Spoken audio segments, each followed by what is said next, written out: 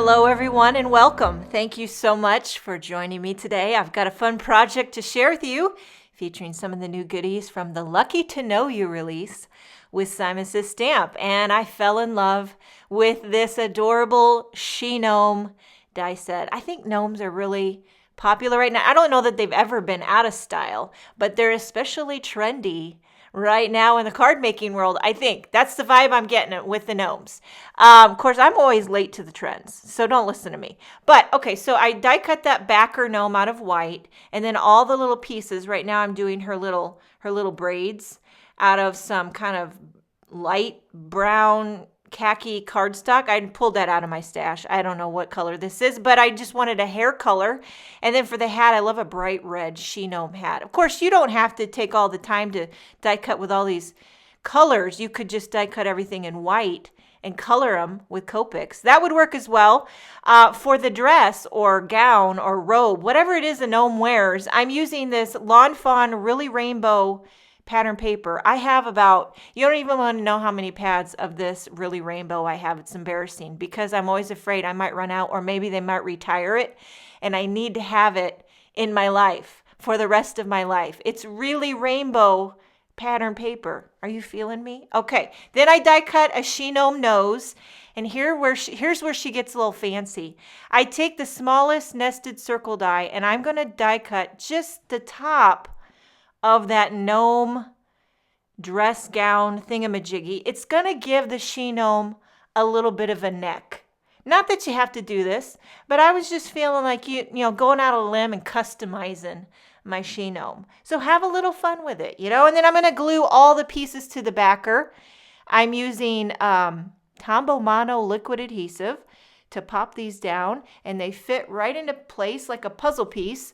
Now, I'm not sure if these are Gnome braids. They look like loose little loopy. I should know, you know, as much as I do hair every single morning, my little Emma comes to me with her long, beautiful hair, and she has requests.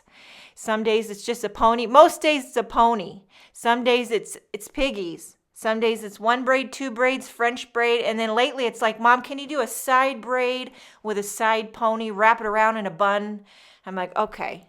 Slow down. I am not a hairstylist, but I can do a braid if need be. Now, I'm going to take this E00 Copic marker and color a skin tone for the face of the gnome, as well on the cute little gnome nose. I didn't have any skin colored cardstock. You know, that's really missing, I feel like. You ever tried to look for a really... Of course, there's so many shades of skin. That's probably the problem. But you know what we need? We need a package of skin tone cardstock. There's an idea. I popped up the nose. It looks so cute when it's popped up. And then I'm going to die cut this little heart in the gnome hat with some gold glittered cardstock. And I'm going to pop that up as well. Never underestimate the excitement that dimension can give you. I'm telling you, you know, days are mundane, life is hard. Add a little dimension and it'll spice up your life. I know that's philosophical. Maybe it's not. I don't even know. I'm just trying to get through the video with an entertaining voiceover. And then I did a gold glittered little bow, I guess, and I'm popping that right on the neck. Sorry for my hair. Sometimes I've always said I need to get a hairnet.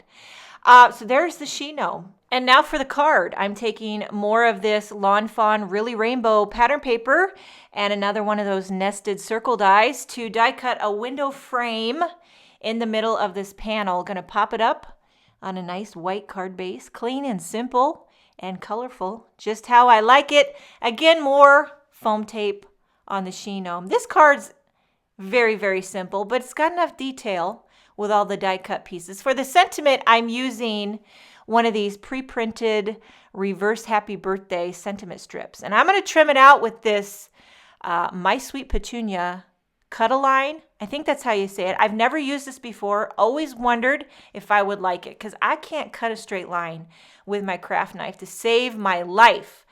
But this little cut-a-line tool has a very skinny little slit in it that keeps your craft knife straight and parallel. You can line it up with all the rulers and measurements and grids. And I'm happy to report she works like a charm. I got that straight. And then I put foam tape on the back of that, popping it up right on the bottom. I'm not going to embellish because I do not want to take any attention away from that adorable little she gnome.